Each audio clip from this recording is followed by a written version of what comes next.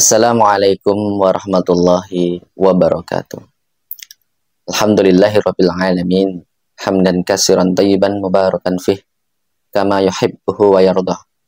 Assalatu wassalamu ala Rasulillah wa ala alihi wa sahbihi wa man walah. Asyhadu an la ilaha illallah wahdahu la syarikalah wa asyhadu anna Muhammadan abduhu wa rasuluh, amma ba'd. Pemirsa, sahabat channel dakwah rahimakumullah.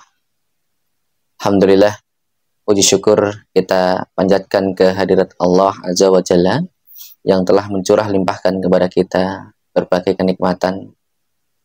Di antaranya alhamdulillah pada kesempatan bulan ini kita dipertemukan dengan bulan suci Ramadan yang di dalamnya banyak keutamaan-keutamaan. Sebagian ulama mengatakan bahwa bulan Ramadan merupakan hadiah dari Allah untuk kaum muslimin.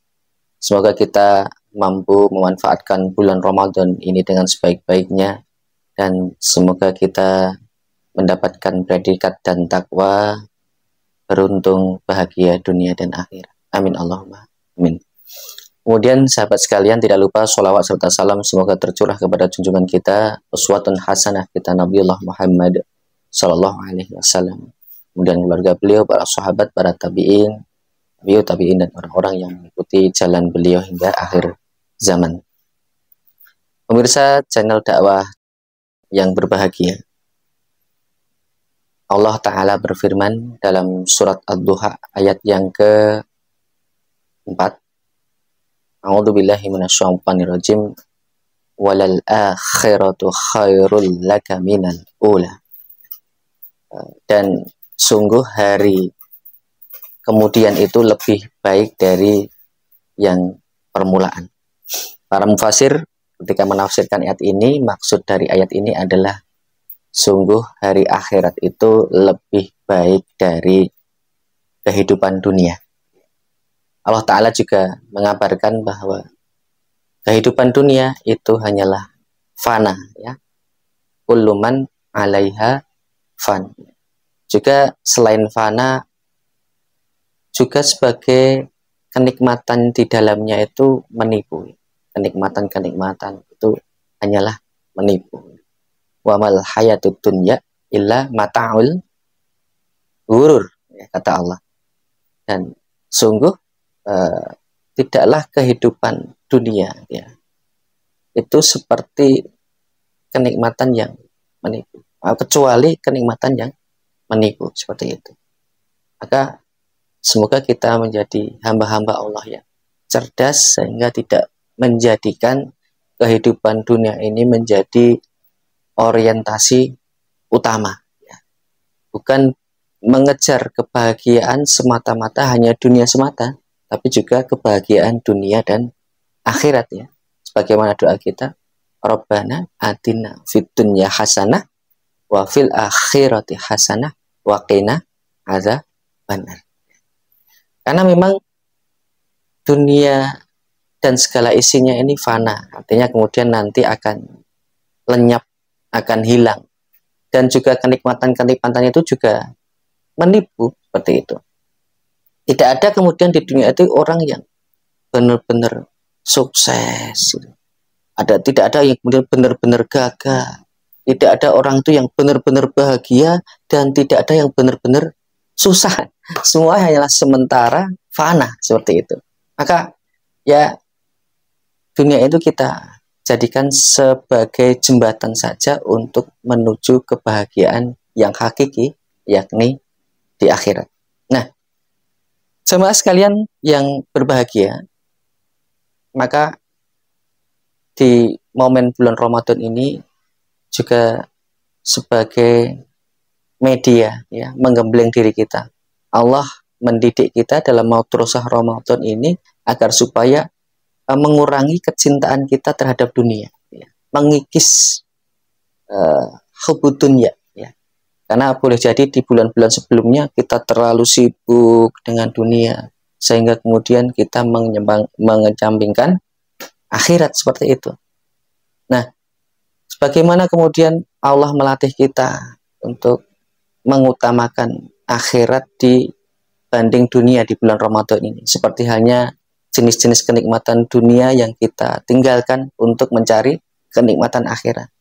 Contohnya, ketika kita diperintahkan untuk puasa, ya, di waktu-waktu yang ditentukan, maka kita dilatih untuk meninggalkan kenikmatan-kenikmatan dunia, sebagaimana contoh ya, kenikmatan makan, minum, itu kan diantara jenis-jenis kenikmatan dunia. Kemudian kenikmatan syahwat, dalam rangka untuk apa? Untuk mencari kenikmatan akhirat, gitu ya, dari pahala berpuasa dan ibadah-ibadah yang lainnya, seperti itu. Nah, begitu juga apabila kemudian kita melihat sejarah, ya, sejarahnya orang-orang mulia terdahulu, para pendahulu kita, itu, para nabi, para rasul, para sahabat, itu masya Allah mereka menjadi teladan, ya, ketika kemudian menjadikan akhirat itu menjadi orientasi utama dalam kehidupannya, sehingga mereka itu bisa mengenyampingkan kenikmatan-kenikmatan dunia. Ambilkan contoh misalnya seperti sahabat Mus'ab bin Umair, ya. Maka kita lihat bahwa sosok beliau itu adalah seorang pemuda yang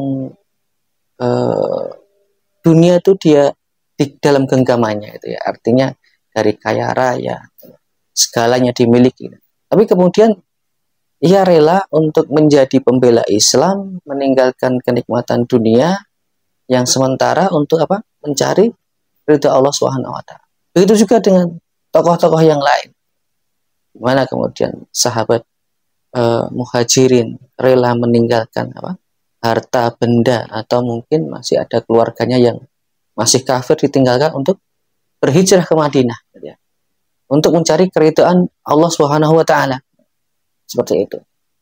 Maka jamaah sekalian, menarik ketika Imam Al-Ghazali rahimahullah dalam kitabnya dalam kitabnya Kimia Sa'adah itu memberikan tamsil, ya, orang-orang yang kemudian itu mengambil dunia, menyikapi dunia. Jadi beliau itu memberikan permisalan, ada sebuah kapal. Jadi dunia ini diibaratkan sebuah kapal yang berlayar, ya, menuju pelabuhan tertentu, pelabuhan akhirat, gitu ya. Nah, di dalam perjalanannya itu, kapal ini memutuskan untuk berhenti di sebuah pelabuhan, ya, berhenti sejenak, gitu. Lalu nahkoda kapal ini mengumumkan, "Hai saudara-saudara, para penumpang kapal, bahwa kapal ini akan berhenti atau berlabuh sementara selama 2 jam. Ya.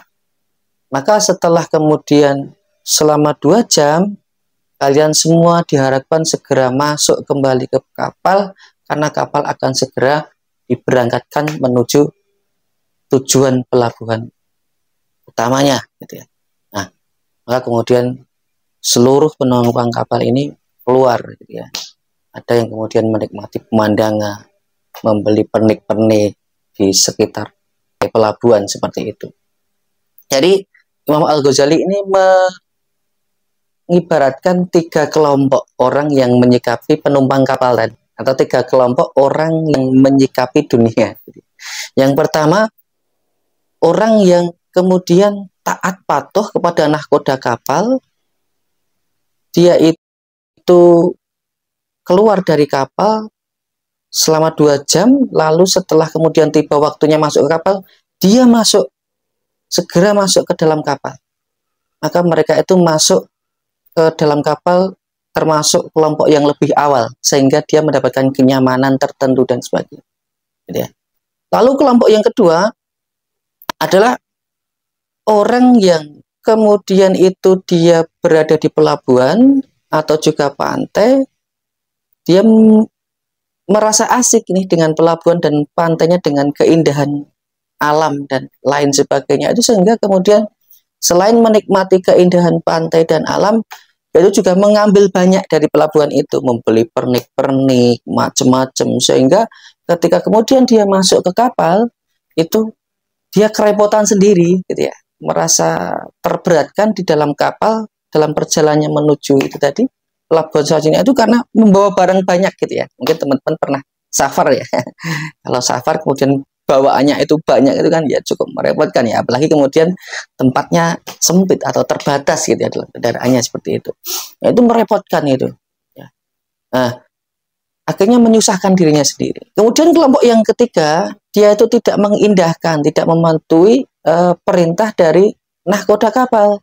Dia sangat asik sekali ya menikmati keindahan pantai, pemandangan, kemudian macam-macam ya tawaran yang disediakan di situ sehingga dia itu lupa lupa bahwa dia itu harus segera kembali ke kapal seperti itu. Akhirnya ketika dia ingat mereka itu terlambat masuk ke kapal padahal kapalnya sudah ini berlayar kembali menuju pelabuhan selanjutnya. Akhirnya orang-orang itu tersesat di pelabuhan situ. Itu ibaratnya orang-orang yang kemudian tidak mematuhi perintah Allah dan Rasulnya, sehingga yang sejatinya kampung halaman sebenarnya itu adalah kampung surga, tetapi tersesat di neraka karena tidak patuh pada Allah dan Rasulnya. Na'udzubillahi min dzalik. Nah, itu sebuah pelajaran ya, pelajaran berharga bagi kita semuanya karena memang kenikmatan dunia itu ya semu, fana dan menipu seperti itu.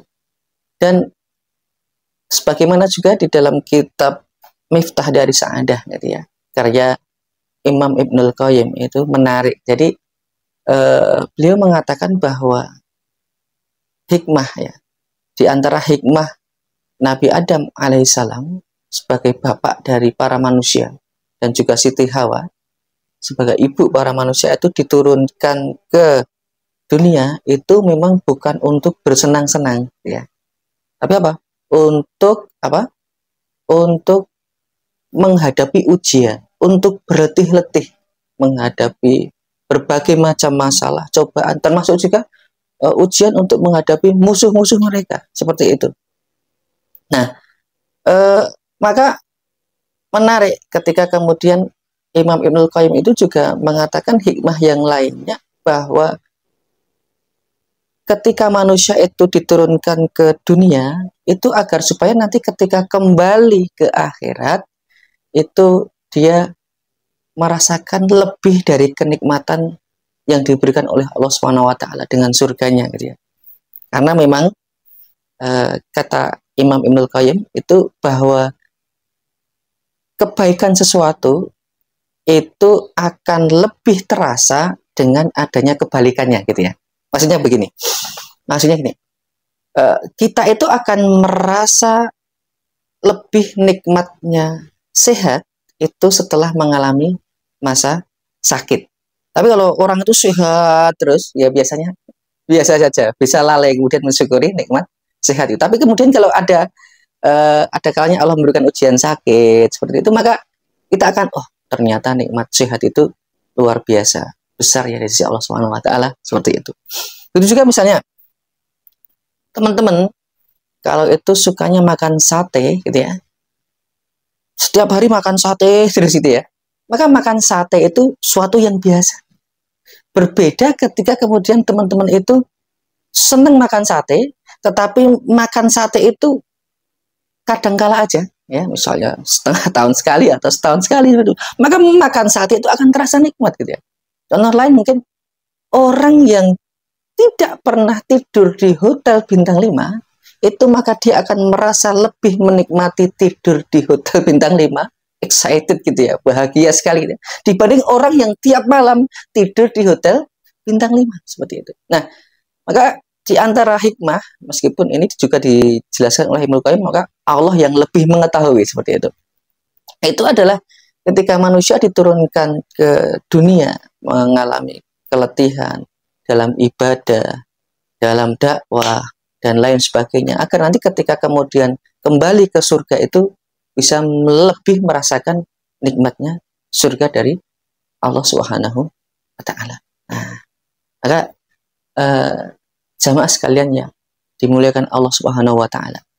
Semoga di momen bulan Ramadan ini dengan madrasah bulan Ramadan ini kita bisa mengikis ya kecintaan kita terhadap dunia, karena boleh jadi kita sudah terbuai dengan rayuan-rayuan, dengan kecantikan dunia yang luar biasa gitu ya. Hanya di dalam salah satu hadis sahih Rasulullah SAW bersabda, sesungguhnya dunia itu manis gitu ya, manis ya. Maka hati-hatilah terhadap dunia dan juga hati-hatilah terhadap wanita, seperti itu. Maka jamaah sekalian, kita semoga di madrasah bulan Ramadan ini bisa menjadi hamba Allah yang bisa lebih mengikis kecintaan kita terhadap dunia, atau dalam bahasanya itu Rasulullah SAW menyebutkan al-wahn. Apa itu al-wahn? Jadi suatu hari jamaah sekalian, mungkin perlu sedikit jelaskan tentang al-wahn itu ya. Rasulullah itu pernah bermajelis dengan para sahabat gitu. Lalu tiba-tiba Rasulullah SAW itu bersabda, hampir-hampir kalian dikerubuti oleh musuh-musuh kalian dari berbagai penjuru gitu ya. Jadi dikeroyok ya dari arah samping, depan, belakang, kanan, kiri, itu mengeroyok gitu ya. Seperti makanan yang berada di atas meja hidangan gitu. Jadi rebutan gitu ya, santapan. Nah, seperti itu. Lalu kemudian para sahabat ini ada yang memberanikan diri bertanya, ya Rasulullah, wa min kilatin nahnu yaumaidin ya Rasulullah. Apakah jumlah kita waktu itu sedikit ya Rasulullah? Kemudian Rasulullah menjawab, bal antum yaumaidin kasir. Justru jumlah kalian banyak, kata itu. Tapi kalian seperti buih di lautan ya, terombang-ambing gitu ya, tidak punya prinsip gitu ya. Wow melu wow, atau wawa melu wawa, wiwi melu wiwi, melu misalnya seperti itu. Wow alam bisawab ya, nggak punya prinsip seperti itu. Kemudian Rasulullah menjelaskan, Allah telah mencabut rasa takut dari musuh-musuh kalian dan kalian terkena penyakit wahan. Wahan. Lalu ini sebenarnya kata wahan ini bukan asing lagi ya bagi para sahabat, karena di dalam Al-Qur'an ini sudah ada kata wahan ini ya. Sebagaimana di Al-Qur'an itu Allah menggambarkan seorang ibu yang hamil itu kan, wahnan ala wahnin gitu kan, yang lemah kemudian semakin melemah. Tapi wahan ini berbeda. Sehingga kemudian para sahabat ini bertanya lagi, wa mal wahn ya Rasulullah? Apa itu wahn ya Rasulullah? Hubbud dunya wa karahiyatul maut. Cinta dunia dan takut mati. Masya Allah, bagaimana hadis ini yang telah disabdakan oleh Rasulullah SAW sekitar 1400 tahun yang lalu, itu sebagaimana yang terjadi pada saat ini, seperti itu. Padahal dulu itu ketika masa Rasulullah itu ketika jaya-jayanya gitu ya, gitu, seperti itu. Nah, jaya-jayanya Islam gitu ya. Nah, saat ini itu ya kondisinya sangat terpuruk sekali gitu ya. Meskipun jumlahnya banyak gitu ya, 1 miliar lebih umat Islam. Tapi ketika kemudian contohnya saudara-saudara kita di Palestina ya, semoga Allah menolong saudara kita di Palestina, di Rohingya, Uighur dan sebagainya, itu dijajah oleh Zionis, itu ya kita tidak mampu berbuat banyak, terutama bagi saudara-saudara terdekatnya, tetangga-tetangganya, itu bahkan terutama para penguasa-penguasa itu ya terindikasi terkena wahan ini, cinta dunia dan takut mati ya, cinta jabatan, cinta kekuasaan, lebih takut kepada sultan daripada kepada Allah SWT, baik itu setan dalam bentuk jin, golongan jin, atau setan golongan manusia gitu ya. Tidak hanya para penguasanya, boleh jadi para pejabat juga khawatir jabatannya terganggu dan sebagainya, sehingga kemudian tidak benar-benar untuk membela saudara. Termasuk juga rakyat biasa, sibukkan dengan dunianya, sehingga melalaikan terhadap kewajiban membela saudara-saudaranya di Palestina maupun di negeri-negeri yang lain gitu ya. Termasuk kewajiban-kewajiban untuk iqamatuddin, menegakkan agama Allah, dengan tegaknya Islam secara kafah gitu ya. Karena saat ini memang Islam itu tidak diterapkan secara sempurna ya. Hanya diaplikasikan di dalam konteks ibadah ritual spiritual, tapi dalam kehidupan publik itu tidak menggunakan Islam. Maka itu juga menjadi kewajiban kaum muslimin. Tetapi karena boleh jadi kita itu terkena al-wahn ya, mungkin boleh jadi termasuk saya sendiri gitu ya, atau mungkin jamaah sekalian itu terkena al-wahn sehingga lalai gitu ya, dalam memperjuangkan agama Allah Subhanahu wa taala, sibuk terhadap dunianya seperti itu. Maka semoga Allah mengampuni kita semuanya, dan semoga di Madrasah Ramadan ini bisa menjadikan kita lebih untuk mementingkan akhirat dibandingkan mementingkan dunia, dan semoga kita digolongkan menjadi hamba-hamba Allah yang bertakwa, beruntung, bahagia dunia dan akhirat. Mungkin itu yang bisa kami sampaikan. Apabila ada salah kata atau sikap, mohon maaf. Semoga Allah mengampuni saya. Wallahul muwaffiq ila aqwamit thoriq. Akhiru da'wana. Assalamualaikum warahmatullahi wabarakatuh.